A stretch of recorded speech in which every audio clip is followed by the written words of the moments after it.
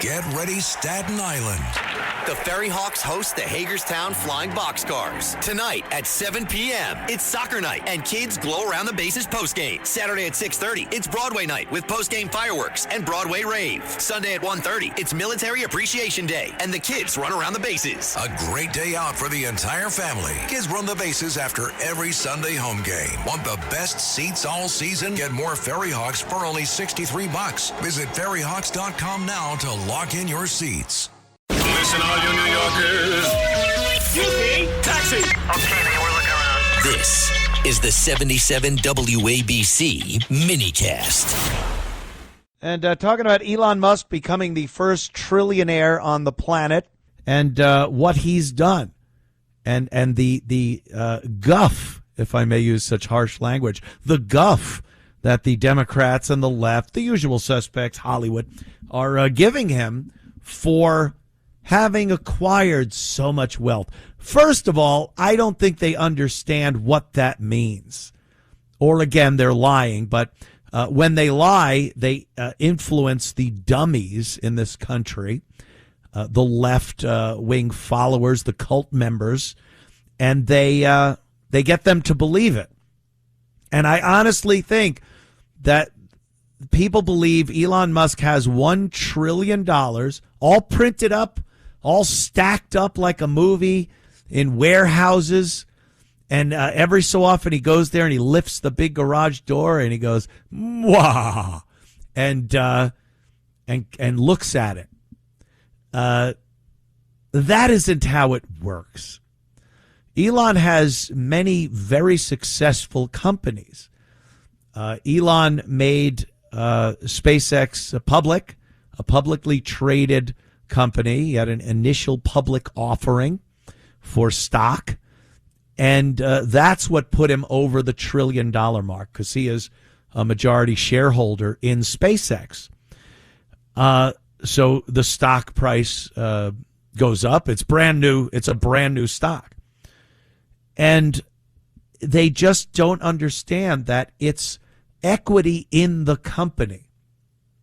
This is a company that did the impossible. When I was growing up, NASA was the only thing, the only entity that could put things and people in space. And it was fascinating.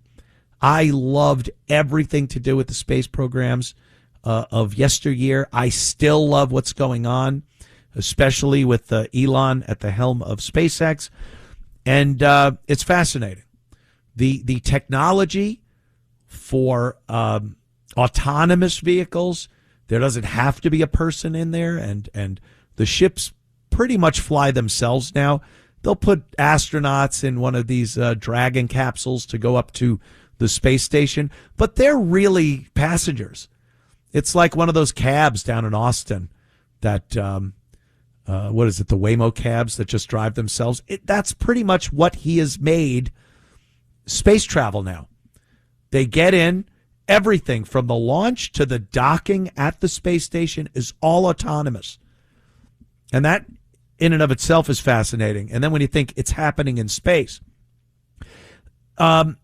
Tesla, you look at Tesla, this is what the left was screaming about for decade upon decade. Fossil fuel is poison. Climate change, global warming, global cooling. And this guy comes up with the first really viable consumer electric vehicle. And that went through the same growing pains as any other company, as any other product. I hate those first few Teslas. There are still some Uber drivers that insist on using them. You sit in the back seat of that thing, you are being rattled, your teeth are falling out. No suspension. The back seat was like sitting on plywood. But now these things are genuine good vehicles that people seem to enjoy having. The technology in them is not just that they're electric powered, but reclaiming energy through braking. There's so many amazing scientific breakthroughs that have come from Tesla, breakthroughs that are being used in other industries, helping mankind. Absolutely. Making life better for Earth, the planet. Starlink. This is amazing. Starlink, internet, high-speed internet access for the Earth. Let me fill you in on what the competition was trying to do when we talk about something like Elon Musk and Starlink. Under the Biden administration, they came up with a plan to get high-speed internet access to the rural areas of the country. You get there, some places in the Midwest and the Rocky Mountains, they just don't have high-speed internet. And the Biden administration was given the task of doing that. And Joe Biden gave the mission to one of his best soldiers. Kamala Harris was given that task. And not only given the task, but given billions of dollars to give internet access, high-speed internet access to rural areas of the United States. Do you know when they left office, not one home was wired with high-speed internet from this program? Not one business, not one house. Billions of dollars. Kamala Harris at the helm. Not one. Elon Musk and Starlink. If you drop out of a plane in the middle of the Sahara Desert, you can have high-speed internet access. With Starlink, it sounds like a commercial. It's not. It's just the fact that it's so amazing. And billions of our tax dollars were wasted with the government trying to do this same thing. Trying to do the same exact thing. And they couldn't do it. We're seeing, I love watching these. There's people, young people that are deciding they are going to row a boat across the Atlantic or take a sailboat, a little one-person sailboat, and sail from California to Hawaii. And you see every day they let people know what's going on from the middle of the ocean because they have Starlink on their boat.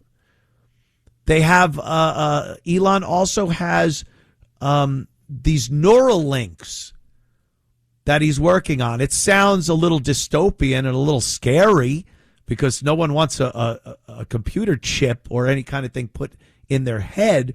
But these things that they're working on to give blind people the ability to see through Neuralinks, deaf people the ability to hear.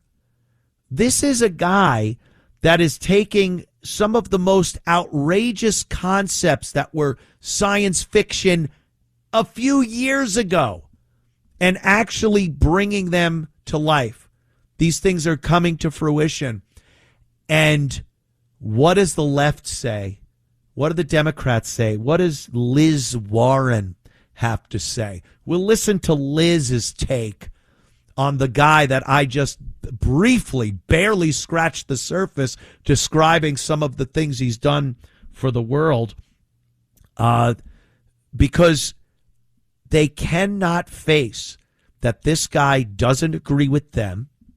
He does not have the same agenda as the left, and they crucify him about taxes. That's the big thing. Hey, the rich, he's a trillionaire. Do you know if he gave 5% of his money to this, that, or the other thing, we could stop hunger. We could educate everybody. We could do this. No, you can't. You know why? You would throw the money away, like the billions of dollars that was supposed to get high-speed internet access to rural America. If only he gave this much money to what? The government as taxes to be wasted and stuffed in pockets and thrown away where no one even knows where it went. That's what the likes of Liz Warren and Bernie Sanders wants to happen to his money, instead of it staying within his companies and under his power. So if he gets another idea, he can make that happen. You're telling a brilliant man who has amazing ways of seeing the future, and he can make these things happen, and you're saying he needs to give his money away because he's not doing enough? This pisses me off.